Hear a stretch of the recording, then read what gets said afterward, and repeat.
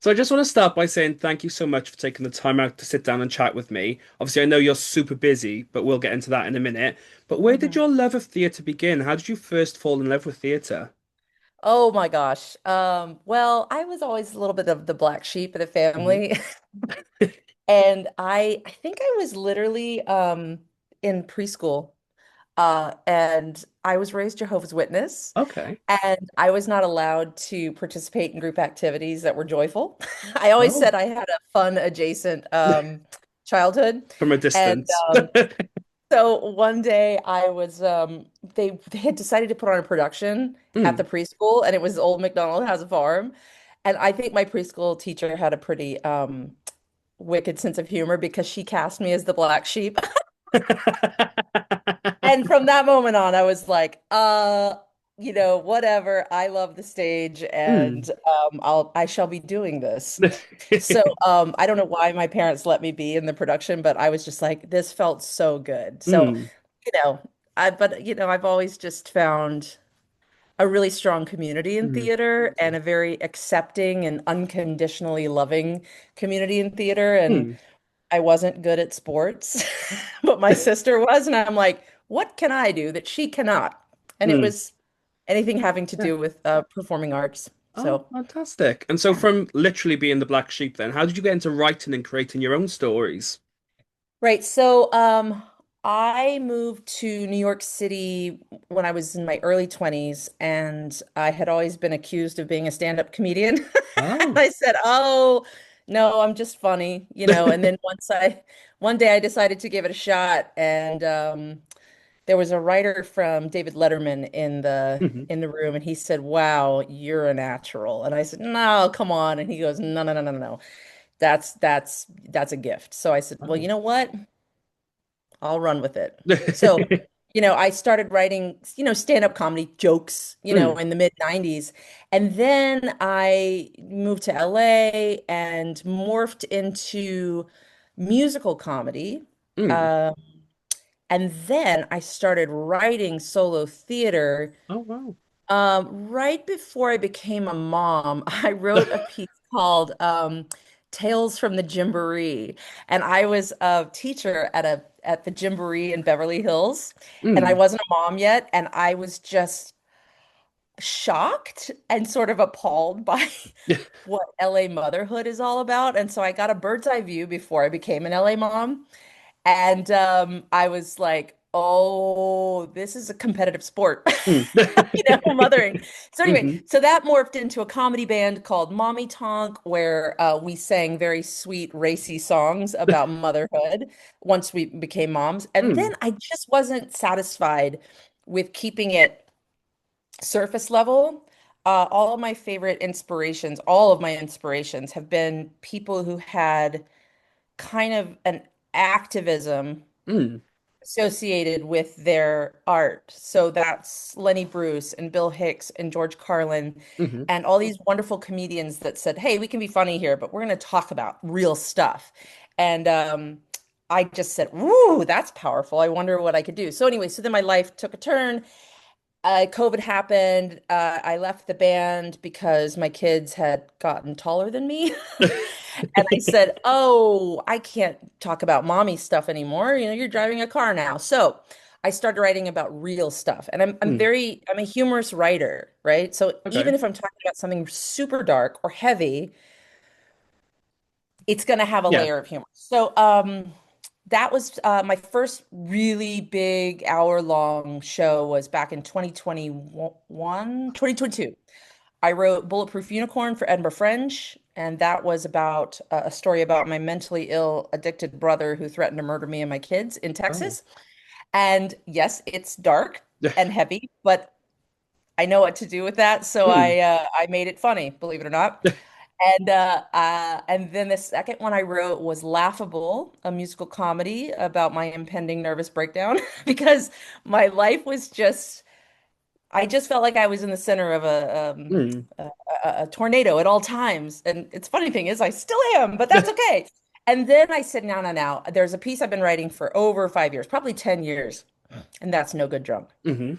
And this is where I've really kind of connected all the dots that are super important to me Hmm. and done it in a way that I feel is a platform for all the things I'm very good at, which is storytelling, Hmm.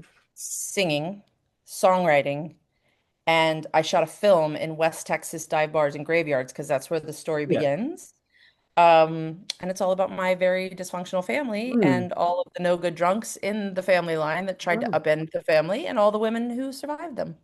And so, So, like you said, all those sort of your skill set has built up to this sort of show, which is really yeah. interesting that that journey arrived, you were able to channel it all together. Right. And it's relevant because my 17-year-old son, and I talk about this in the show, this is in the show, and he knows it's in the show and he's given me his blessing, but he struggles with addiction as well, substance Okay. abuse. And so it is, I think the reason the show is so powerful is because it's happening now. Hmm. And that's why I think people come back to my work because I can't, people say, don't write from your open wounds, write from your scars. Hmm.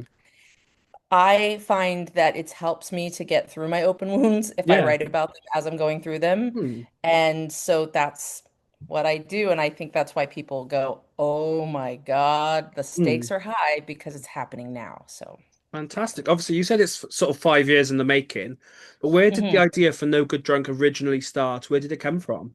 Well, I'll tell you where the name comes from. And this is in the script, it's in the show. Um, my mother did not know her father. He died when she was 9 because my grandmother sent him away because he was an alcoholic. Uh, But my Mimi, that's what I call my grandmother, Mimi mhm. Clarice, if you asked her about my mom's dad, all she would say was, "Oh, he's just a no good drunk that's buried somewhere in El Paso." Ah. And that's all my mother ever knew about him.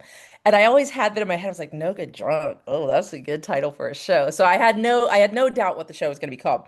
But why did I write it? Well, it was funny. Well, not funny, but my mother passed away from Alzheimer's last Oh, year, but I'm so her sorry. memory was declining. Thank you. Her memory was declining, and I knew she was still in there, right? But Hmm. she was like 80 something years old. God, probably 82. And all through her 70s, once her mother passed away, and her mom lived to be 96 and never talked about her father, I said, well, Oh. you know what? Hmm. She is buried now, and I love my grandmother. Oh my God, she was such a mentor and a positive influence for me. I said, you know what? Public records are out there, Hmm. ancestry.com is out there. I'm curious and I'm a little bit of a researcher, so I decided to make it my mission to piece together the life of her father so that I could give Oh. her a memory that she didn't have. Hmm. And Oh, that's what I did.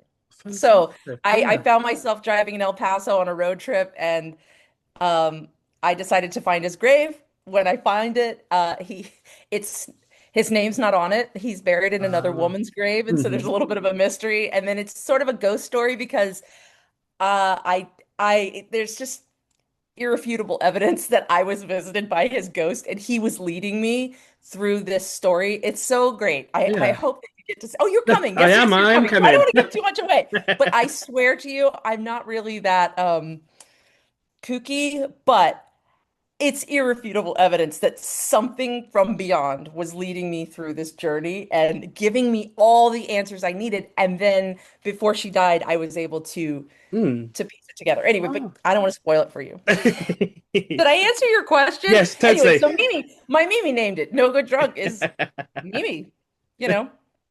So obviously you mentioned it earlier about putting writing from the open wounds, not scars.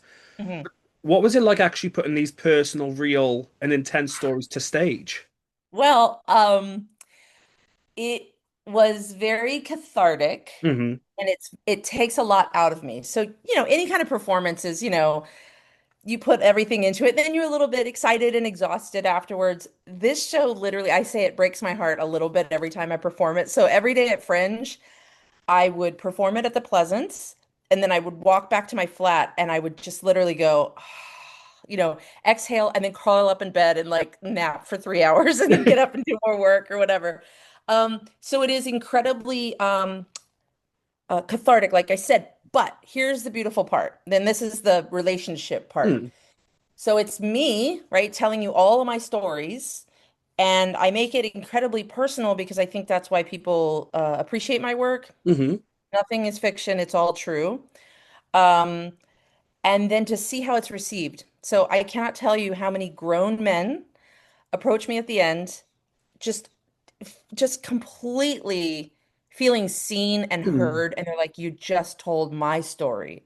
And it's the Wow. men. The women, Yeah. of course, are like, "Oh, that's beautiful, weepy, weepy," but it's the men who are literally like, they don't know that it's okay to talk about this Yeah. stuff. Totally. And I was really pleasantly surprised. On Sunday night, I did the show in Topanga Canyon. That's where I Hmm. live. And I have it on video, which is great. My director filmed it. I performed. I got a standing ovation. It was very well received. And then one man from the audience bolted up to the stage to hold my hand and Oh. receive a hug from me. And his just eyes were just filled with tears. And I'm like, you found yourself somewhere in this show. I don't know Mm. what your story is, but you Yes. do. Yeah. And because I'm willing to just bear all, sort of, it's not a nude show, but if it were, I bet the tickets would be flying off the show. Maybe not. Anyway, um, yeah. So that's what I do it. It's the relationship between the artist and the audience, and it's a beautiful, Mm.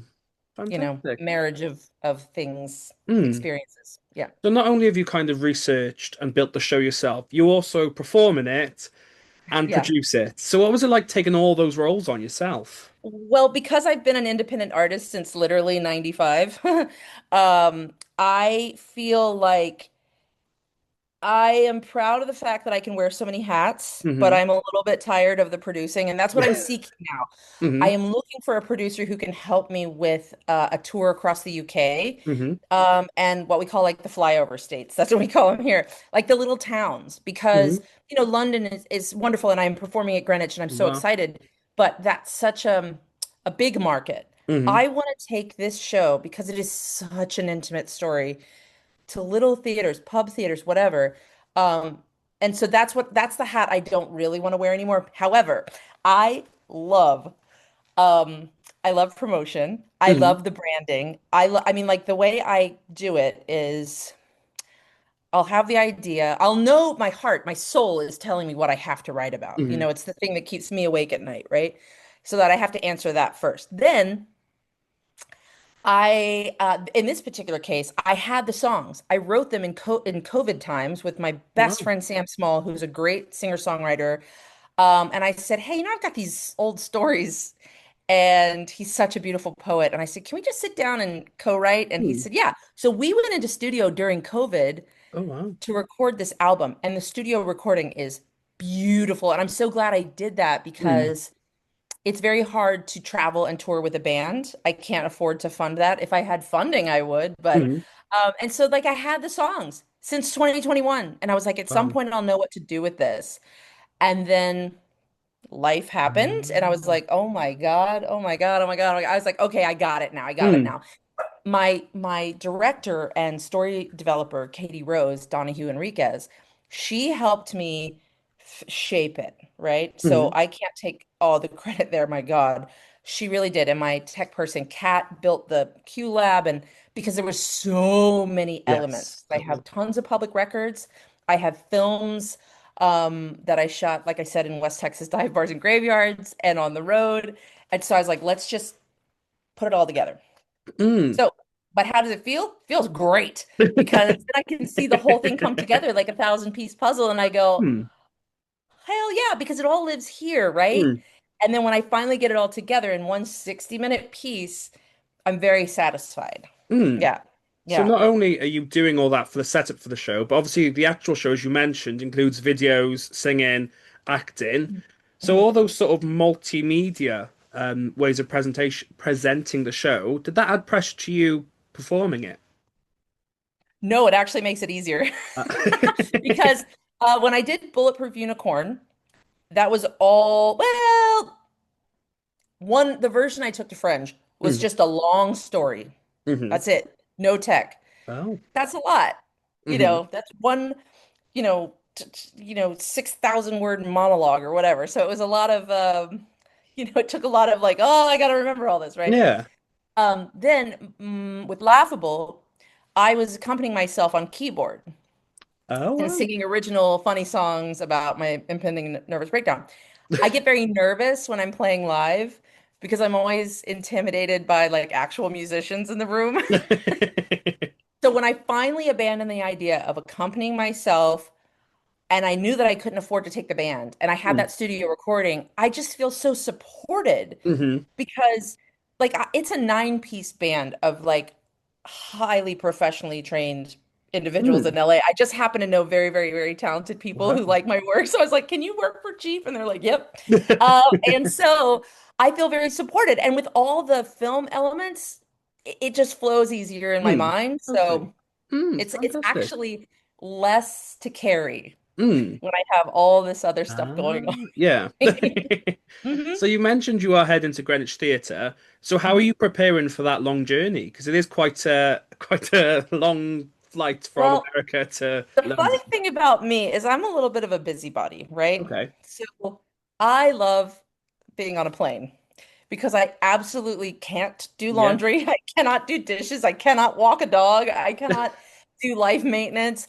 I won't have internet and I just have my music or I sleep really well on planes, believe Hmm. it or not. So for me, the long journey is a bit of a break. I have a Oh, very I have a very busy life. Not only in the show do I wear a lot of hats, but I also wear a lot of hats outside. in Hmm. real life. And I don't know. I love it. I'm a good traveler. Hmm. My favorite thing to pack is my patience. So I'm just like, I also love to people watch. So if I'm Hmm. in an airport, I just kind of like, I'm a writer. So I'm like, ooh, I'm making up stories about this couple over here. Or I'm listening to like this couple fight over here. And I'm like, oh my God. Like, I Yeah. swear there are some conversations I hear. I'm like, I could write a whole show about those people. You know what I mean? So, anyway. So for those who Yeah, no, I haven't, don't mind it at all. In fact, I'm looking forward to the sleep. so for those who've never, well, very few people have actually toured a show, but for those who Right. haven't, what is it like taking a show on such a long journey? Right. So I intentionally design shows with fringe in mind, which is I Ah. simplify everything so that nothing stands in the way of me being able to just get on a plane and do this. So Hmm. I have a small yellow suitcase Hmm. where everything fits in that little yellow suitcase. It was Hmm. yellow because I was at the Pleasance and I was like, oh, that's the branding is yellow. So I Ah. was like, I'll use the yellow. Anyway, so when I get to town, I do have to find a little bar stool and a little table. And then there has to be a projector, but that's always, Hmm. in-house or being arranged. Um, and that's it. Wow. Because it's a storytelling show, one day if someone funds this thing, like, oh, trust me, it can be scaled up because Hmm.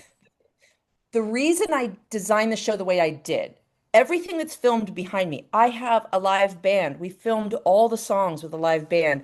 I Wow. have a beautiful aerial artist that I filmed in a warehouse in LA. I have swing dancers. I have a beautiful scene of horses in a storm. I have all of these great elements. And I was like, if I cannot fund this vision to Hmm. happen live on stage, I just film it. And we have a beautiful pocket cinematographer's camera. It looks like 35 millimeter, but it's digital. I found it Okay. on Craigslist for super cheap during COVID. I was like, some guy was just selling it for pennies, and I'm like, Oh, grab that. yeah. And so oh, and I have a beautiful piece that we filmed, a disco dancer who Wow. it's just it's Yeah. unbelievable what you get for this hour when you only have one person on stage. Mm. But I'm I don't know. I'm proud of the fact that I can hold your attention just with my story and my storytelling, but Hmm. now it's such a 360. You get the Wow. whole show. Mm. So it's not just me on a stage, even though I'm enough. But I figured let's give them a little bit more show, right? Fabulous. So I am coming to the end of the questions. I have a couple more. But how would you describe the show to someone who hasn't heard of it before? Okay, so the show is an hour-long solo musical drama about the alcoholics in my family and the women who survive them, Hmm. set to the backdrop of West Texas dive bars and graveyards. And so it is a blend of original songs, true stories in a Southern Gothic gritty tone, and film. Did I Nice. get it? Yes, yeah, yeah. I was like, did I do that all right? Fabulous. And where can people Yeah. stay up to date with you and get tickets for the show? Okay, so I have a website, Mhm. stacieburrows.com. You can also go to nogooddrunk.com. My Instagram is at nogooddrunk or at Stacie Burrows. And you can find the ticket link through Hmm. those links. But Greenwich Theater, I'm in the studio because it is an intimate show, so I like the smaller venues. Hmm. Um, Greenwich Theater has a website too, and you can find that there. And I think the tickets are like £15, and then there's a concession of like £13. And I really want to have a full house Hmm. both nights, and I think there's only 50 seats available because it is a communal experience, and Okay. it's not therapy. I'm not trained, but I will tell you when the room is assembled.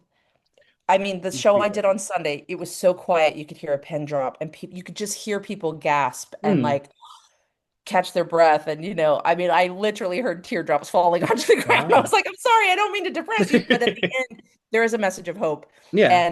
And it's God, Mm. it's just I'm gonna keep doing the show as long as I can. Yeah. It's just so powerful and I love doing it. It's more than just theater. It's a whole Mm. I think it speaks to a lot of people right here, so Yeah.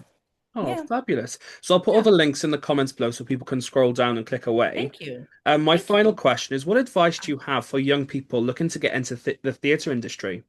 Gosh, you know what? My best piece of advice, and this is something I kind of learned early. Hmm. I would say write for yourself. Hmm. You know, so many actors and young kids are going, I want someone to cast me in their Mm. I want someone to see me as the version of the story, the person that can Yeah. tell their story. I'm like, nope, tell your story, write your story. Mm. And also find someone that you really admire that is not necessarily, we're not talking A-list. Don't go, oh, I really like, somebody that's not Yeah. reachable. Hmm. Find someone in your community that is doing the work. I'm not Hmm. saying who is making the money. I'm saying But it's doing the doing the work work. because those are two Hmm. different things. And study them and say, what did they do? Where Hmm. did they go? Who did they study with? And take them to coffee and say, can I just pick your brain? Hmm. And also go see live Hmm. theater. Go Totally. see the thing and support the thing that you want to be doing. And you'll be so pleased to know so many people are willing to share their stories Mm. because I think the problem with young artists today is they see people who are already up Hmm. here and they think that's where they start. You Hmm. don't. You don't. You don't. And you play the small gigs. And I Mm. mean, like literally, this is so funny. On Sunday, I was, Topanga, I love Topanga Canyon. I choose to work in kind of fringe style theaters here Okay. because just many reasons. But I was putting my makeup on in the bathroom, which is like a communal bathroom in the like town square. And I'm literally putting my makeup on, and there are ants crawling on my hand. I was like, baby, I I was like, one day I'm gonna look back on this and laugh, but there were literally just ants crawling up my arm, and I was like, oh, that's not mascara. It's a fucking ant. Anyway, yeah. It's just, it's the It's a journey, journey. I mean, Mm. I know it sounds cliche, but it really is the journey. And I, I just I just think it's worthy. It's a worthy pursuit. It doesn't matter how much money you're making, it is a worthy pursuit. Hmm. And I work for applause. That's what I do, and I get it every time. And so I'm paid in full at every show. Fantastic. So Yeah. that's the end of my questions. And I started by saying it, so I'll end the same way. Thank you so much for taking the time out to sit down and chat with me. Um, it's also I been really a pleasure. appreciate it. I'm so excited. And next time you see me, I'll have makeup on with no ants on my face. Hopefully. I'm so excited to see the show. So I will obviously see you there in the Greenwich Excellent. Theatre. But that's everything I have. So thank you so much, and I'll speak to you soon. Thank you. Have a great day.